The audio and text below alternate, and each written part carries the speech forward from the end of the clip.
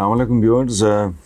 آج کا کالم 13 ستمبر 2003 کو شائع ہوا تھا اور یہ میرے کالموں کے ایک مجموعے میں بھی شامل ہے.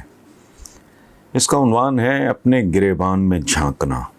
ہمارے یہاں اس کا رواج نہیں ہے. بہرحال اس کا عنوان میں نے شاید اسی لیے رکھا تھا، اپنے گریبان میں جھانکنا. امریکنوں کے 2 ٹاورز گرے تو دنیا بھی تبدیل ہو گئی اور خود امریکنوں کے اپنے رویے بھی بدل گئے. جبکہ ہمارا ملک 2 لخت ہوا تو نہ دنیا کے بہرے کانوں پہ کوئی جوں رینگی، نہ ہمارے رویوں میں کوئی قابل ذکر تبدیلی دیکھنے میں آئی، بلکہ مشرقی پاکستان کے بنگلہ دیش بننے کے بعد ہم زیادہ لاپرواہ، زیادہ غیر ذمہ دار، زیادہ منتشر، زیادہ منقسم، زیادہ کرپٹ ہو گئے. حالانکہ بحیثیت قوم ہمیں ریڈ الرٹ ہو جانا چاہیے تھا. آئیے اپنے اپنے دل پہ ہاتھ رکھ کے خود سے سوال کریں کہ ہمیں قوم کے طور پہ سکوت ڈھاکہ کے وقت بہتر تھے یا آج بہتر ہیں. فرقہ واریت سے لے کر علاقائیت، لسانیت اور ذات برادری کی وبا اس وقت کہاں تھی، آج کہاں ہے. حکمرانوں میں لوٹ مار اس وقت کتنی تھی، آج کتنی ہے. حکمرانوں میں لوٹ مار کا کلچر ان دنوں زیادہ تھا یا بعد میں پروان چڑھا. رشوت ستانی، غنڈہ گردی، قبضہ گروپی، ہیروئن کی تجارت وغیرہ وغیرہ کی حالت تب کیسی تھی اور آج کیسی. اسراف اور نمود و نمائش کی سطح اس دور میں کتنی بلند تھی اور آج کتنی بلند ہیں. معاشرے میں خط غربت پہ رینگنے والے بے بس عوام کا تناسب اس وقت کیا تھا، اب کیا ہے.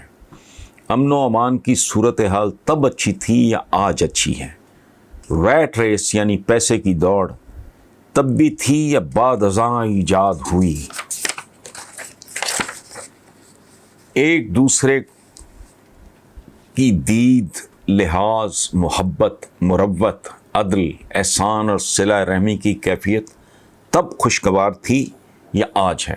سادگی، قناعت، اعتدال، میانہ روی اور قوت برداشت کا گراف ان دنوں کہاں تھا، آج کہاں ہے، وغیرہ وغیرہ.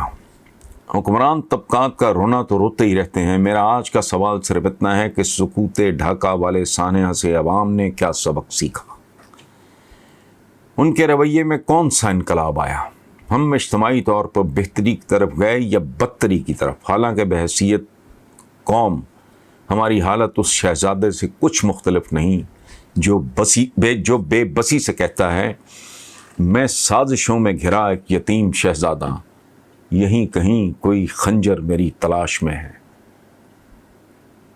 وہ یتیم ہی ہوتے ہیں جن کے حکمران طبقات خود کو عوام کا باپ سمجھنے کی بجائے مائی باپ یا باس بلکہ آقا سمجھنے کے جنون میں مبتلا ہوں.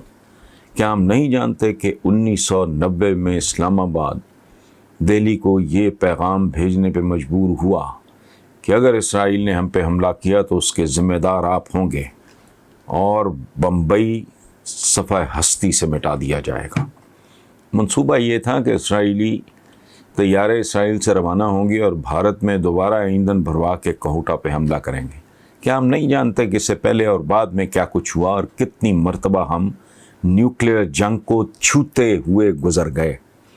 کیا ہم بے خبر ہیں کہ عیسائی دنیا کا ایٹم بم ٹھیک، یہود کا ایٹم بم بھی قبول، کمیونسٹ دنیا کی ایٹمی قوت بھی خیر ہے اور ہندو کی ایٹمی صلاحیت بھی سر آنکھوں پر، جبکہ 60 کے لگ بھگ مسلمان ممالک میں سے ایک یعنی پاکستان نے یہ ٹیکنالوجی حاصل کر لی تو نہ جانے کس کس کو کتنے مروڑ اٹھے. بینٹ جونز نے لکھا پاکستان آئی آف دا اسٹارم. ہمارے ہر طرف مختلف قسم کی بارودی سرنگیں بچھی ہیں. تازہ ترین سرنگ بنانے کی کوشش پی ڈی ایم والے کر رہے ہیں. بہرحال ہمارے ارد گرد مختلف قسم کی بارودی سرنگیں بچھی ہیں ابھی ابھی شرون صاحب شری واجپئی سے مل کر گئے ہیں، لیکن ہمارے اجتماعی رویے کیا ہیں؟